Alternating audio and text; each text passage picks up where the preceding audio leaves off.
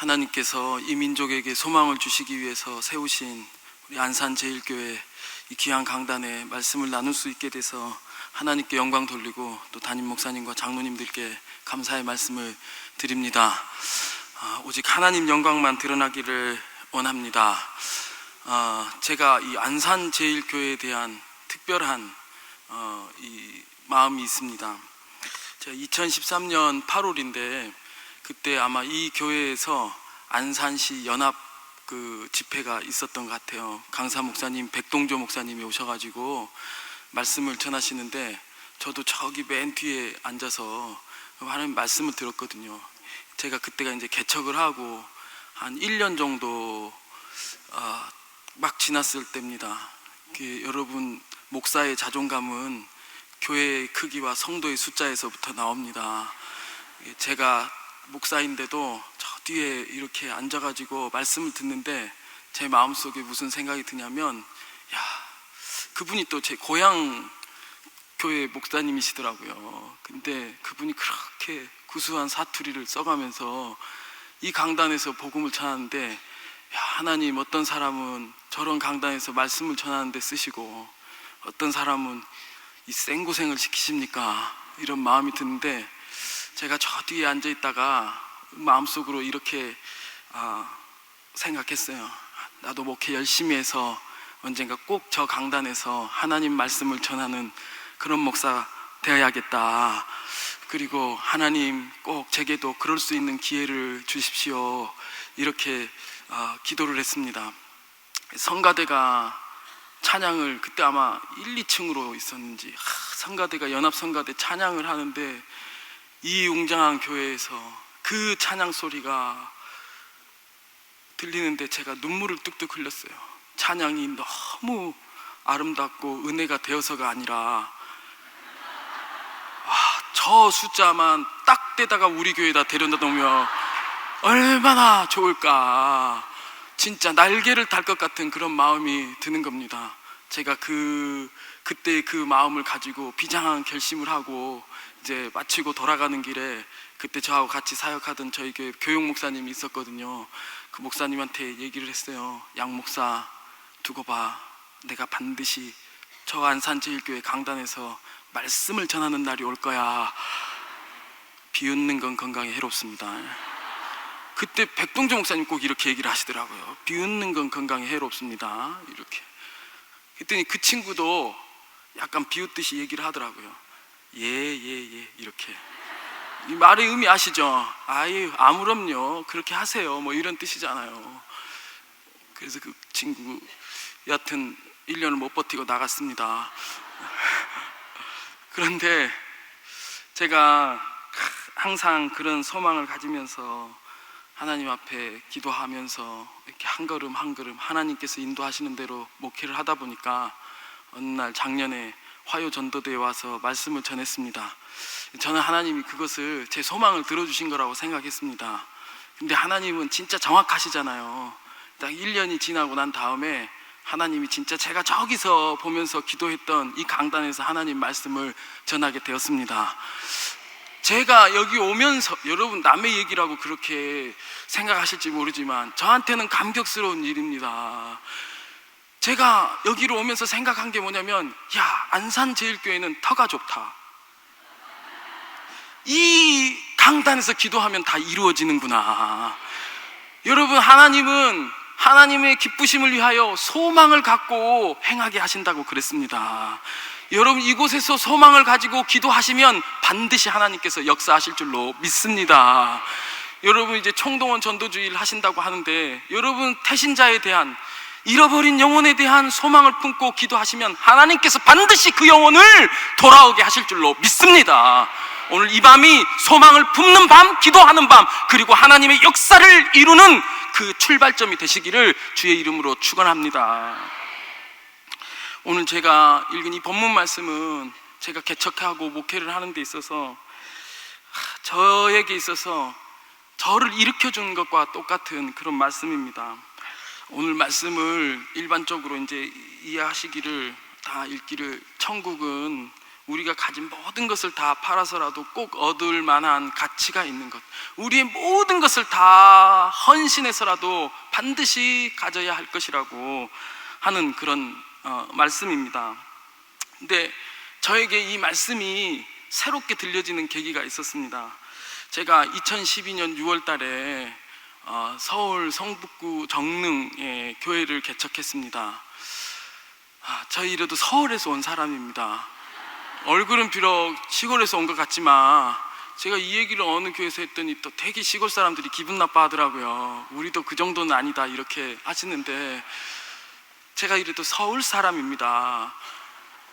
근데 제가 교회를 개척하게 된 것은 개척에 대한 탁월한 소명감이나 아니면 목회에 대한 특별한 재능이나 열정이 있어서가 아니고, 저희 교회, 제가 전에 부목사로서 섬기던 교회에 선임 장로님께서 이제 은퇴를 하시면서 본인이 하나님 앞에 가기 전에 교회를 개척해서 영광을 돌리고 그렇게 가고 싶다고 그런 소망을 가지셔서 교회를 개척하면서 교회와 함께 기념교회로 저를 이렇게 개척을 시켜주신 거예요. 근데 저는 사실 개척을 할 의사가 전혀 없었습니다.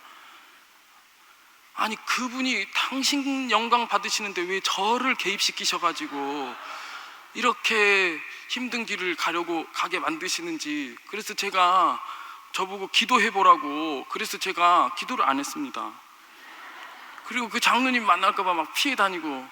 그런데 하나님께서 기도하는 중에 저에게 꿈을 주셨는데 그 장로님과 제가 똑같은 꿈을 꾼 거예요. 그래서 제가 끌려가듯 개척을 했습니다. 그래도 교회를 개척해야 했으니까 열심히 해야 되지 않겠습니까? 비록 얼굴은 경건의 모양도 없고 경건의 능력도 없게 생겼지만 그래도 하나님께서 인도하셨으니까 열심히 목회해야지, 그러면서 이제 교회를 제가 잘해보려고 뭐든지 열심히 하는 거예요. 그래서 주보를 만들었습니다. 주보도 막 빨간색, 파란색 막 넣어가지고 막 이쁘게 만들었어요. 근데 그 다음 주에 난리가 난 거잖아요. 예물 드리신 분, 이렇게 해야 되는데 예불 드리신 분, 그게 오타가 나가지고 개그 같은 일이 생긴 겁니다. 그래가지고 여기가 절이냐고 이러면서 장로님이 그거 하나 제대로 못하냐고 신경 좀 쓰라고. 그래서 제가 그 다음 주에는요 진짜 스트레스 때문에 잠이 안 오더라고요. 그래서 밤새 주보를 보고 또 보는데 이게 예물, 이건 아무래도 불안하더라고요. 그래서 제가 이거를 헌금하신 분 이렇게 쓰면 좋겠다. 그래가지고 밤에 가서 고쳐서 주보로 다시 빼놨어요. 그 다음 주에 또 난리가 났잖아요. 헌금하신 분 이래야 되는데 현금하신 분 이렇게 써요. 그래가지고 교회에서 수표는 이제 안 받을 거냐, 그게 큰 건데 막 이러면서. 그러니까 여러분, 제가 이 자존감이 바닥을 치는 거예요. 하나님, 제가 언제 개척한다고 했습니까? 왜 저를 이 사지로 몰아가지고 사람을 힘들게 하십니까? 여러분은 웃지만 저는 그때 피눈물을 흘렸습니다. 나는 구제불능인가? 아무래도 안 되나 봐. 강대상에 앉아가지고 말씀을 기도하고 말씀을 읽는데 눈물이 나는 거예요. 나는 어떻게 살아가야 하는가? 나는 이제 어떻게 목회를 해야 하나? 성경을 막 읽고 있는데 그때 제가 저에게 꽂힌 말씀이 이 말씀이에요. 이 말씀이 주님이 저한테 어떻게 들려주셨냐면, 경배야, 너는 내 보아야. 너는 내가 세상에서 발견한 보아야. 보아를 발견하고 그 보아 감춰두고 가서 모든 것을 팔아서 이 보아를 산 것처럼 내가 너를 얻기 위해서 내 생명을 바쳤다. 십자가에 고난 당했다. 그리고 부활했다. 그리고 믿는 너에게 사명도 주고 이길 수 있는 권세도 주었다. 너는 내 보아야. 이렇게 제 말씀에 읽혀지는 거예요. 주님, 제가 보합니까? 예물과 예불도 구분 못하는 제가 보합니까? 그랬더니 너는 내 보아야. 이렇게 말씀하시는 거예요. 여러분, 제가 이 말씀을 읽으면서 제 자존감이 회복되었습니다. 그래, 현실과 상관없이, 나의 지금 상황과 상관없이 나는 주님의 보아야. 내 안에 십자가의 가치가 있다, 나한테 이 복음의 능력이 있다 믿게 되었습니다. 그리고 보니까요, 제가 사람들을 보는 시각이 바뀌었습니다. 사람들은 다 보합니다. 여러분은 보합니다. 여러분은 천국의 보물입니다. 하나님께서 여러분을 얻기 위해서 독생자 예수 그리스도를 보내주셔서 십자가의 대속의 죽음을 죽게 하시고 또한 부활하셔서 산 소망을 허락해 주신 줄로 믿습니다. 저와 여러분에게는 하나님의 자녀의 권세가 있는 줄로 믿으시기 바랍니다. 그러니까 여러분, 사람을 보는 시각이 바뀌니까요, 사람들이 전부 보물로 보이는 거예요. 제 아내도 보물로 보였어요. 조금 이뻐요. 그러니까 완전히 다이아몬드 같이 보이는 거예요. 저희 교회가 3층 4층이거든요 4층에서 내려다보니까 보물들이 막 지나가는데 보물 주우러 가야겠더라고요. 전도죠, 전도. 여러분, 부자는 보물 많은 사람이잖아요. 어떻게 해서든지 그거 얻고 싶어 하잖아요. 여러분의 시간, 여러분의 지식, 여러분의 경험, 여러분의 열정, 여러분의 땀 다 흘려서 얻고 싶은 게 뭡니까? 보아잖아요. 교회가 얻어야 할 것은 하나님의 보아입니다. 하나님이 그토록 얻기 원하셨던 보물들 잃어버리고 땅속에 묻혀있고 그 빛을 드러내지 못한 사람들을 발견해내는 것, 주님께 인도하는 것, 이게 보함, 이게 전도입니다. 그래서 저는 전도는 보화를 캐는 거, 하나님의 나라를 부유하게 하는 것이라고 저는 믿습니다. 그 전도는 어떻게 해야 되냐면요, 이 성경을 보니까 전도자의 자세가 보이더라고요. 보화를 발견한 사람이 이를 발견한 후 숨겨두고 자기 집에 가가지고 자기의 모든 걸 다 팔아가지고 그 밭을 사서 보화를 얻었습니다. 제가 이 말씀을 읽는데 두 가지 생각이 들었어요. 보화는 모든 것을 팔아서 얻을 가치가 있다는 거예요. 여러분이 품고 기도하는 그 사람들은 여러분의 모든 것을 다 바쳐서 얻을 만한 가치가 있습니다.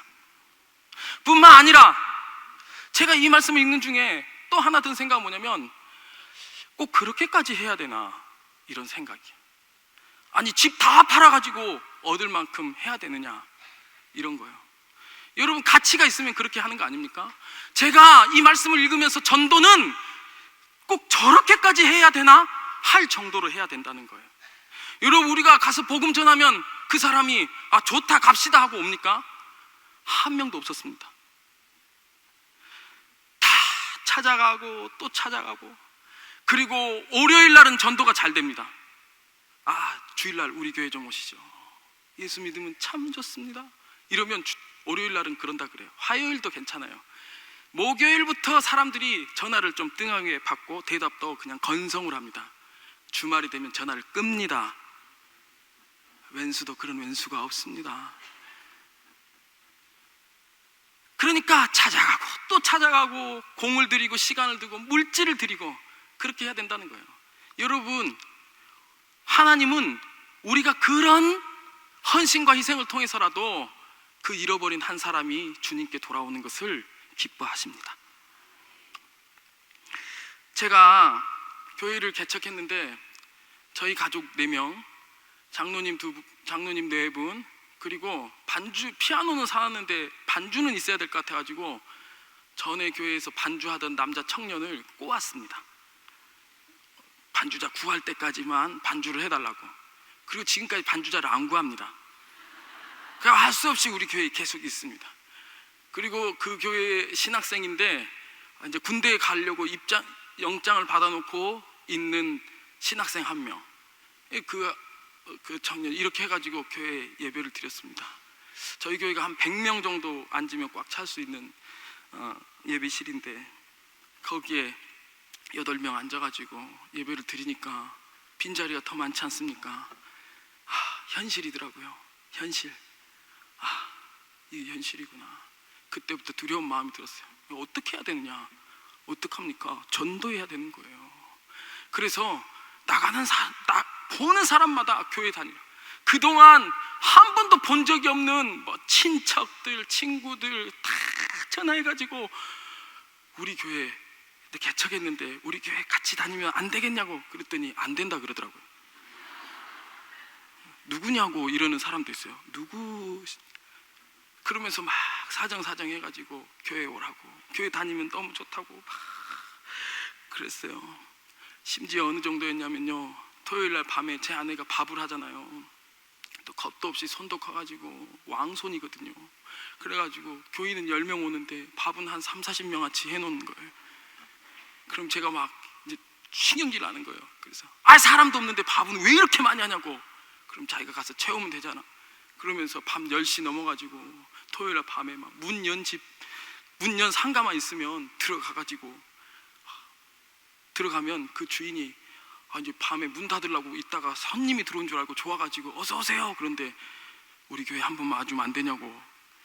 이러니까 그 사람들이 아이씨 열받게 그냥 문 닫고 들어갈 걸 이러면서 그러면서 이제 교회 주변 상가에서 물건을 사면서 전도를 하는 거예요. 그 중에서도 이제 반응이 좋은 집은 가능성이 높은 거잖아요. 근데 그 중에서 유일 조금 우리 아내가 가면 되게 좋아하고 막 말도 잘 들어주고 사모님 힘내십시오 힘 막 이렇게 하시는 분이 있어가지고 그릇가게 아저씨가 그렇게 잘해주시길래 우리 집사람이 와가지고 여보 한 사람 될 것 같아 막 이래가지고 그래 그 사람 꼭 하자 그래가지고 저희 집사람 일주일 내내 공을 들였거든요. 된다고 그래가지고 토요일날 와가지고 내일 우리 교회 좀 나오시면 안 되겠냐고 그랬더니 그분이 안 된다 그러더라.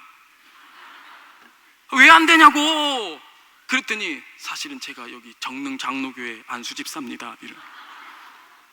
우리 집사람이 사기당했다고. 그럼 그렇다고 미리 얘기를 하지. 주는 거 다 받고 이제 왔고 토요일날 밤에 우린 철석같이 믿고 있는데 그러면 어떡하냐고. 제가 화가 나갖고 찾아갔잖아. 사람이 속인다 그렇게 속이면 되냐고. 상도덕이 있지. 우리한테 그렇게 했으니까 내일은 한번 우리 교회 오라고. 그 교회만 하나님 있고 우리 교회 하나님 없냐고. 개척교회를 불쌍하게 여겨야지. 진짜 막 사정을 했어요. 그랬더니 그분이 제가 내일 일부 예배 기도 순서입니다. 잘 됐다고 기도하고 오면 된다고. 그래가지고 그분이 진짜 오셨어요. 올 때 한 분 데리고 오셨어요. 여러분 한 분이 우습게 보일지 모르지만 그때 예수님 오신 것 같았어요. 제가 어느 날 전도를 하다가 너무 바람 맞고 상처가 돼가지고 힘들었어요. 사우나에 갔습니다. 그래가지고 그 사우나 안에 딱 들어갔는데 거기 안에 어떤 아저씨가 머리가 하얗게 다 벗겨진 그분이 거기에서 탁 앉아있는데 이분은 한참 대신 들어오신 지 좀 된 것 같더라고요. 거기서 앉아가지고 사우나를 딱 하고 계시는데 제가 그 안에 들어가는데 오늘은 한 명도 전도를 못했는데 어쩜 이 사람이 마지막일 것 같아가지고 저 복음을 전해야 되겠다. 교회 좀 나오라고 해야겠다. 그런데 사실 여러분 상상해 보세요. 다 벗고 거기서 예수님은 당신을 사랑합니다. 이렇게 하는 게 얼마나 그렇습니까? 그래갖고 제가 마음에 뜸을 들이고 있었어요. 근데 이분한테 뭔가 좀 해야 될 것 같지 않습니까? 마음은 불같이 일어나는데 옷을 다 벗고 거기서 이렇게 얘기를 한다는 게 너무 부끄러운 생각이 드는 거예요. 그런데 이 사람 전도 못하면 안 될 것 같은 마음이 막 드는 거예요. 그때 주님이 저에게 지혜를 주셨어요. 노래를 불렀습니다. 당신은 지금 어디로 가나요? 발걸음 무겁게 이 세상 어디 쉴 곳. 딱 이 노래를 부르면서 예수 믿으세요. 예수 믿으세요. 예수 믿으세요. 예수 믿으세요. 찬송을 딱 불렀거든요. 조용하게. 그때 이 사람이 일어나려고 하다가 제가 노래를 부르니까 자리에 딱 앉아서 그 노래를 듣더라고요. 노래가 다 끝날 쯤 되니까 이분이 이제 나가려고 딱 일어나는데 제가 당신은 오늘 누굴 만났나요? 2절을 또 했습니다. 예수 믿으세요. 이분이 거의 죽을 지경이에요. 땀을 뻘뻘 흘리면서 머리가 그냥 빨간데 땀을 뻘뻘 흘리면서 그래가지고 2절 끝나니까 또 일어나려고 딱 하는데 제가 3절을 또 부른 거 아닙니까? 제가 한다면 하는 사람이거든요. 예수 믿으세요. 예수 믿으세요. 그러면서 눈치를 딱 봤더니 이분이 이제 거의 초죽음 상태인데 제 속으로는 이제 곧 넘어온다 이런 마음이 들어갖고 후렴을 한 번 더 했습니다. 예수 믿으라고. 노래가 딱 끝나니까 이분이 딱 일어서가지고 나가는데 진짜 그 하얗게 머리가 하나도 없는 그 머리가 마치 그 연포탕에 낙지 대가리 빨갛게 되는 것처럼 이거 가지고 나가자마자 찬물에다 머리를 쫙 쳐박고 있는데, 제가 이분이 노래를 끝까지 다 들었다는 것은 됐다는 증거인 것 같더라고요. 얼른 따라 나가야겠다, 탈의실로. 그래가지고 이분이 나가는데 저도 얼른 씻고 이제 이분 교회로 인도하려고 옷을 입고 탁 나가서 보니까 이분이 승복을 입고 딱 가시는데, 저희가 정릉이잖아요. 북한산 자락이 있으니까 절이 많거든요. 그 중에 어디에서 정진하시는 스님인 것 같아요. 제가 그때 느꼈잖아요. 이 동업자 정신. 이 같은 종교 지도자들끼리의 어떤 이런 보이지 않는 동업자 정신, 이런 걸 느끼면서 진짜 너무 실망감이 드는 거예요. 여러분, 이렇게까지 해야 되나 하면서 전도를 했습니다. 근데요, 그때 한참 우리 교회에 이제 사람들이 막 몰려들기 시작하는데 주로 절에 다니신 분들이 많이 왔어요. 심지어 막 승복 이런 거 같이 하얀 그 할머니들 그런 하얀 회색 바지 있잖아요. 절에 갈 때 꼭 입는 바지, 그런 거 입으신 분이 와가지고 교회 딱 들어올 때 십자가를 보고, 그리고 나갈 때 또 문 앞에서 십자가 보고 이렇게 하시고, 저를 보고도 아미타불 뭐 이렇게 하고 가시는데, 그런 분들이 많이 왔어요. 근데 중요한 건 뭐냐면요, 그 중에 어떤 분은 자기가 뭐 30몇 년인가 불자래요. 그런데 그분이 그 다음에 이제 교회는 예의상 온 거고 어쩔 수 없이 왔는데, 절에 갔더니 절에 가서 쓰러졌어요.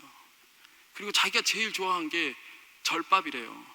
근데 절밥을 먹고 힘을 내려고 절밥을 먹었는데, 절밥을 먹다가 구토를 하고 넘어졌대요. 그 뒤부터 절을 못 가겠다는 거예요. 아멘도 인색하시네요. 여러분, 제가 한 가지 확신하는 것도 있습니다. 뿌리는 것은 우리가 하는 일이고요, 열매를 맺게 하시는 것은 주님이 하시는 겁니다. 총동원 전도주일에 대해서 많은 생각이 있을지 모르지만 무조건 전도해야 합니다. 전도 안 하면 방법 있습니까? 전도 안 하면 하나님의 교회에 사람이 저절로 옵니까? 전도는 교회를 부흥케 하는 유일한 방법이라고 저는 믿습니다. 사랑하는 여러분, 흔히 교회에 가니까 청소년은 내일의 소망이라고 얘기합니다.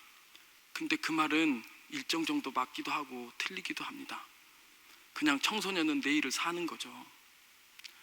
진짜 중요한 거, 교회의 소망은 전도하는 사람에게 있습니다. 전도를 통해서 하나님의 전을 보화로 가득 채운 사람들을 통해서 하나님이 영광을 받으시고 하나님 나라가 확장되어 가는 것입니다. 그래서 전도는 아무리 해도 지나치지 않습니다. 우리의 모든 사명, 우리가 어딜 가든지 전도에 대한 생각을 품고 살아야 된다고 저는 믿습니다. 여러분, 제가 개척 2달 만에 총동원 전도주의를 했거든요. 그때 전도 목표가 40명이었습니다. 놀라시지도 않네요. 개척 2달 만에 40명 총동원 전도주의를 목표로 가졌다는 게,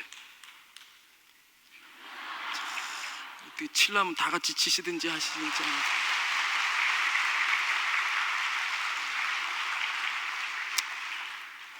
감사합니다.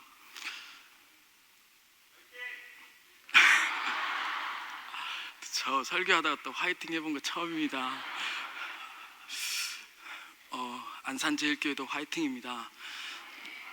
근데 제가 너무 절박해가지고 이대로 있을 수는 없겠더라고요. 그래서 이 빈 자리를 채워야겠다는 마음이 있었어요. 그래서 우리 총동원 전도주의를 합시다. 그래서 장로님 몇 분 전도하시겠습니까? 10분 하신대요. 목사가 장로님한테 질 수 있습니까? 그래서 저도 10명 하겠습니다, 이렇게 얘기했습니다. 그 나머지 사람들은 없어요, 사람이. 근데 무조건 40명 목표입니다. 그리고 총동원 주의를 선포해놓고 제 아내하고 저하고 매일 교회에 가서 기도합니다. 매일 사람들을 찾아갑니다. 매일 전화를 합니다. 그리고 이제 총동원 주의를 한 주 남겨놓고, 제가 그때가 8월 삼복이었거든요. 말복 지나갈 때였거든요. 그때 제가 금식을 했습니다. 일주일간. 하나님, 교회를 채우시든가 아니면 저를 죽이시든가. 그러면서 제가 금식을 기도했어요. 그랬더니 저희 어머니가 야, 누가 삼복에 금식을 하냐고 이러는 거예요. 그래서 제가 합니다. 어머니, 우리 교회 와보세요. 지금 자리가 다 비었는데 사람 안 채우면 교회 문 닫게 생겼습니다. 여러분, 이게요, 저의 그때의 절박한 심정입니다. 아니, 교회에 사람이 없으면 문 닫는 것밖에 더 있겠습니까? 이 전을 채워야 한다는 거예요. 그래서 그 절박한 마음으로 금식을 했습니다. 근데 금식하다 보니까요, 몸에 이상이 왔어요. 몸이 아프더라고요. 여러분, 제가 개척할 때 87kg였습니다. 옷 전부 다 새로 샀습니다.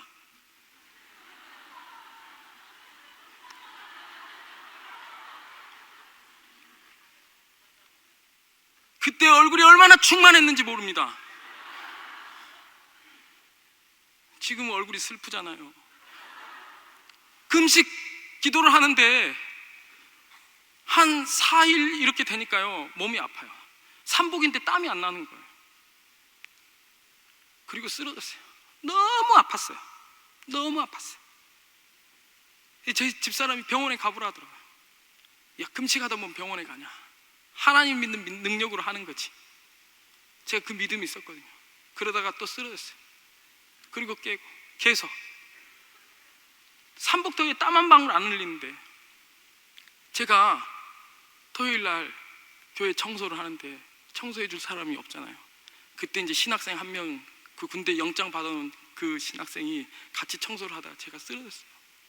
제가 그 친구가 성현인데, 성현아, 목사님 너무 아프다. 목사님 너무 아파. 이랬더니 그 친구가 목사님 병원 가실래요? 그러더라고요. 그래, 병원 가자.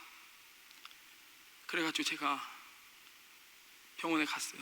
저희 동네에서 좀 큰 병원에 갔어요. 응급실에 갔습니다. 응급실에서 선생님 탈진하셨네요. 수액을 2개를 꼽아주시는, 그리고 검사를 했어요.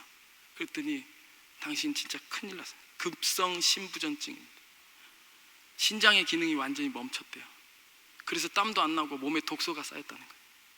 그리고 칼륨 수치, 그게 몸에, 뭐 저는 정확하게 모르지만 그게 이제 어느 정도 이상 올라가면 심장이 자동으로 정지하는데, 당신은 지금 그 뭐 수치가 7이라고 한다면 저는 5 정도 지금 돼 있다는 거예요.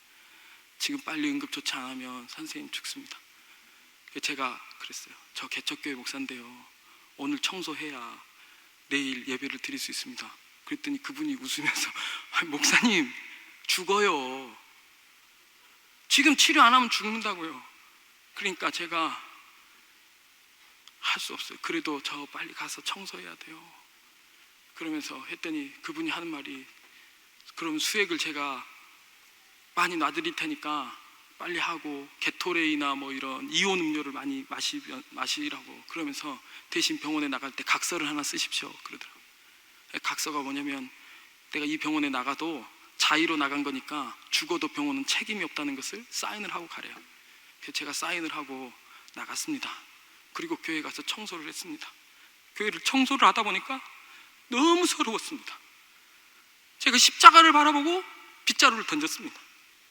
내가 개척한다고 그랬습니까? 교회를 개척을 시켰으면 사람을 보내주든가 아니면 몸이 아프지 않게 해주시든가, 둘 중에 하나 해야지. 사람도 없는데 몸도 아프고 어떡합니까? 그리고 제가 빗자루를 딱 던지고 집에 갔습니다. 집에 가서 침대에 딱 누워있는데 너무 아파가지고 반드시 눕지도 않고 옆으로 누워있는데, 그때 우리 아이 둘이 와가지고, 아들 둘인데 아들 둘이 제 팔다리를 주무르는 거예요. 아빠 아파요? 아빠 아파. 아빠 많이 아파요? 많이 아파. 그랬더니 우리 아들들이 제 팔다리를 주물면서 하는 말이, 아빠 아프지 마요. 아빠 죽으면 교회 어떻게 해요? 이 새끼가 아빠 걱정해야지 교회 걱정하고 있는. 너무 아픈 거예요. 그런데 저를 주무르는 그 아이들 눈물을 보니까 제가 여기 있으면 안 될 것 같더라고요. 내가 힘을 내야지. 그래서 다시 가가지고 교회를 청소를 하고 난 다음에 앉아가지고 하나님 앞에 정중히 사과를 했습니다. 아까는 제가 그냥 객기로 그런 거니까 용서해 주시고, 주님 아픈 것도 치료해 주시고 꼭 승리하게 해주세요. 전도 그렇게 해야 되나 할 정도로 생명 바쳐서 제 나름대로 했습니다. 근데 중요한 건 제가 한 게 아니고요, 희한하게 전도가 됐어요. 제가 청동원 주일에 교회 앞에 나와 있었더니 보니까 갑자기 봉고차가 딱 오더라고요. 차를 딱 세우더니 사람들이 막 내려요. 그러더니 저보고 아저씨 정릉교회가 어디예요? 이러더라고요. 그래서 제가 이 건물인데요 그랬더니 여긴가비요 그러면서 다 같이 가더라고요. 저도 모르는 사람들이 막 교회를 채웠어요. 청동원 전도주일 40명 전도 목표였는데 60명 왔습니다.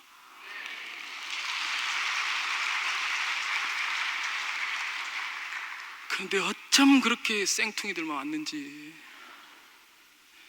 한 사람이 제대로 된 사람이 없는 거예요. 그래도 얼마나 감사한지 제가 그때 깨달은 거 있습니다. 전도는 생명 바쳐서 하는 것이고 하나님은 채워주신다. 여러분 소망을 품으시기를 바랍니다. 개척교회도 전도의 생명을 거는데 여러분 큰 교회 안산제일교회가 소망을 품고 안산을 품고 기도하면 안산이 주님께로 돌아올 줄로 믿습니다. 여러분 전도는 하나님 나라의 보화를 채우는 것일 뿐만 아니라 보화로 인정받는 것입니다. 저희 교회가 비록 이래도 개척 4년 됐지만 저희 교회도 월세입니다. 근데 저희 교회가 개척 1년 만에 필리핀에 지교회를 지었습니다. 그것도 2억 5천만 원 들여가지고 땅 사서 2층으로 그 교회에 지금 몇백 명 모여서 예배 드립니다. 저희가 한 게 아니고 주님이 하신 겁니다. 장학생들도 키우고요. 소망을 품고 끊임없이 전도하는 것 외에 교회 부흥의 기적은 없습니다. 하나님이 우리에게 그 일, 그 사명을 주신 줄로 믿습니다. 그렇게 충성하고 헌신하다 보니까요, 하나님이 제가 소망을 이룰 날도 주셨을 뿐만 아니라 저도 보배롭게 여김을 받았습니다. 그래도 제가 기독교 방송, 극동 방송, 또 기독교 TV 이런 데서도 설교도 해봤고요, 신문에도 기사가 나고 그랬습니다. 시골서 올라온 것 같은 이 사람에게 하나님이 그런 영광을 주시더라고요. 그래서 저는 그게 영광인 줄 알았습니다. 그런데 진짜 중요한 하나님께서 전도를 통해서 받으신 영광이 있더라고요. 사람이 유명해지는 게 아니고요, 사람이 변하는 겁니다. 그 생퉁이 같은 사람들 저희 교회에 토요일날 전화 드리잖아요. 주중에 교회 오신 분들에게 이 전화를 하잖아요. 이제 감사합니다, 또 오십시오 이러면서 막 전화 드리잖아요. 대부분 제가 목사인 것을 확인하면 그때부터 전화 안 받습니다. 제가 문자를 보냅니다. 내일 주일에 교회에서 꼭 뵙기를 바랍니다. 주말 잘 보내세요. 대답이 없어요. 목사하고 얘기하기가 부담스럽다고. 개 중에 어떤 분들은 또 되게 자기 나름대로 제가 주말 잘 보내세요 그러니까 자기도 목사님도 잘 보내세요 그래야 되는데 오타를 내갖고 목사 니도 잘 보내세요. 이런 건 진짜 영광입니다. 설교를 해도 무슨 말인지 알아듣지를 못해요. 아브라함 얘기하잖아요. 그러면 뒤에 앉아갖고 아씨가 있어? 아씨가 이러고. 또 어떤 분들은 제가 이스라엘 백성들 1년에 3번 성회로 모였다고 이러면, 그래 내가 주보를 줍다 보니까 거기에 뭐라고 써있냐면 교회는 1년에 3번만 나오면 된다, 이렇게 적용을 하는 사람도 있고요. 진짜 심란합니다. 저희 교회는 계속 개척하고 한 2, 3년 동안은요 맨날 부르던 찬송만 했어요. 왜냐하면 찬송을 모르니까. 주 예수보다도 귀한 것은 없네, 이 찬양만 수도 없이 했어요. 처음엔 저 혼자 독창했습니다. 그런 사람들이 변화되더라고요. 성경 공부를 하고요, 그리고 세례를 받고요, 그리고 그 가족들이 얘기를 하는 거예요. 저분이 예수를 믿는 것도 놀라운데 변화되고 있다고.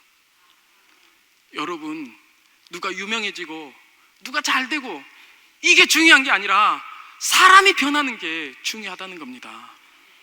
제가 사실 많은 준비를 해왔는데 시간이 없어가지고 말씀을 마치려고 하는데, 저는 여러분, 전도는 밭을 바꾸어 주는 것이라고 생각합니다. 마태복음 13장 3절에서 9절 말씀 보니까 거기에 씨 뿌리는 비유가 나옵니다.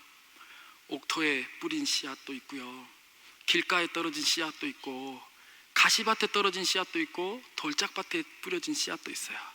옥토에 뿌려진 씨앗은 열매를 많이 맺는데요, 그래서 우리가 하나님 말씀 받을 때 옥토와 같은 마음으로 받아야 된다는 거예요. 근데 저는 성경을 읽을 때 이렇게 생각이 됐어요. 씨는 사람의 인생인 거예요. 사람이 세상에 뿌려졌는데 어떤 사람은 가시밭 같은 데 뿌려진 거예요. 너무 고통스러운 환경에 떨어져 가지고 아무리 노력하고 잘 살아보려고 해도 잘하려고 잘할수록 가시가 자기를 찌르는 거예요. 그래서 잘 살아갈 수가 없어요. 어떤 사람은 길가에 뿌려졌어요.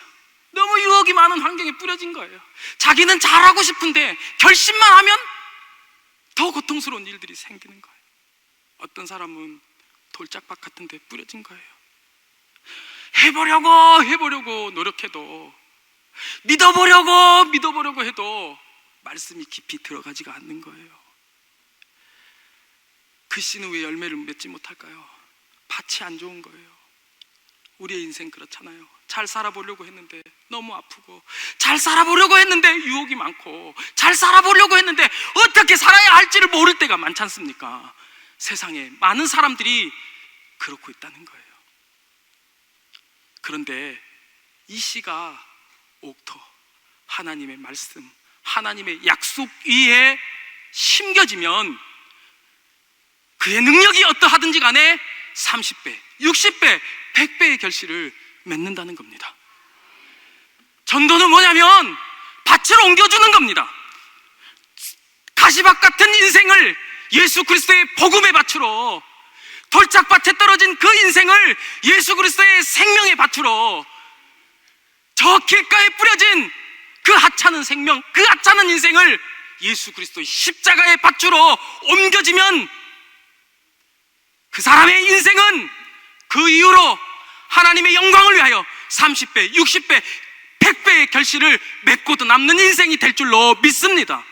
하나님이 맡기신 사명이 무엇입니까? 그것은 전도하러 나가서 모욕당하고, 전도하다가 고통당하고, 전도하다가 전도에 헌신하느라고 자존심 상하고, 그것을 주님이 원하시는 게 아니고, 세상에 잃어버린, 그래서 너무나 예수님이 필요한 그 한 사람에게 진짜 예수의 생명, 진짜 예수님이 원하시는 그 계획을 들려주고 알려주라는 겁니다. 그리고 그 사람이 예수를 믿으면 인생이 변합니다. 그래서 잃어버린 한 사람이 돌아올 때 하나님께서는 99사람이 기뻐하는 것보다도 훨씬 더 기뻐하신다는 거예요. 사랑하는 여러분, 우리 주위에 잃어버린 영혼들 있지 않습니까? 뭘 그렇게 방황하고 다닐까요? 예수님 찾고 있는 겁니다. 세상에 흔들리고 아프고 어려워하는 그 많은 사람들, 도대체 무슨 소리를 듣고 싶어 할까요? 예수님이 들려주시는, 너는 보아야, 너는 내 보물이야, 내가 너를 얻으려고 십자가에서 죽었고 부활했고 그리고 다시 온다, 이 소리 듣고 싶어 하는 겁니다. 그들에게 복음을 전하고 그들의 인생의 밭을 바꾸어주는 것, 이 존귀한 전도보다 하나님께 더 영광을 돌리는 일이 있겠습니까? 사랑하는 성도 여러분, 지금은 소망을 품고 기도할 때일 줄로 믿습니다.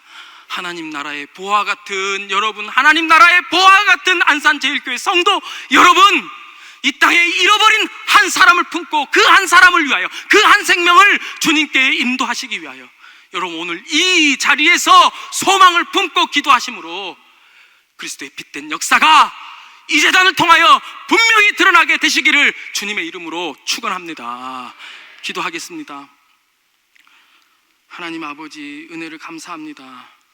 세상에 가장 가치 없고 또 무능한 우리의 인생을 사랑하셔서 하나님의 자녀 삼으시고 이 생명의 길로 인도해 주신 것을 감사합니다. 우리를 보화와 같이 여겨주시고 우리를 하나님 나라의 보물처럼 존귀하게 대하여 주신 것을 감사합니다. 또한 아버지 하나님이 기뻐하시는 사명을 주신 것을 감사합니다. 오늘 또 잃어버린 영혼, 아버지 하나님 오늘 또 복음이 꼭 필요한 그 한 영혼들에게 하나님 아버지 나아가서 복음 전하게 하시고 또한 생명의 열매를 많이 거둠으로 주님을 기쁘시게 하는 귀한 역사를 이루게 도와 주시옵소서. 하나님께서 마지막 시대에 크게 쓰시기 위하여 역사하시는 이 안산제일교회를 통하여 하나님 아버지 이 안산 지역뿐만 아니라 이 민족이 하나님 세계 열방이 예수 그리스도의 그 빛 가운데서 소망을 얻게 되도록 주님 축복하시고 역사하여 주시옵소서. 감사하며 예수 그리스도 이름으로 기도드렸습니다. 아멘.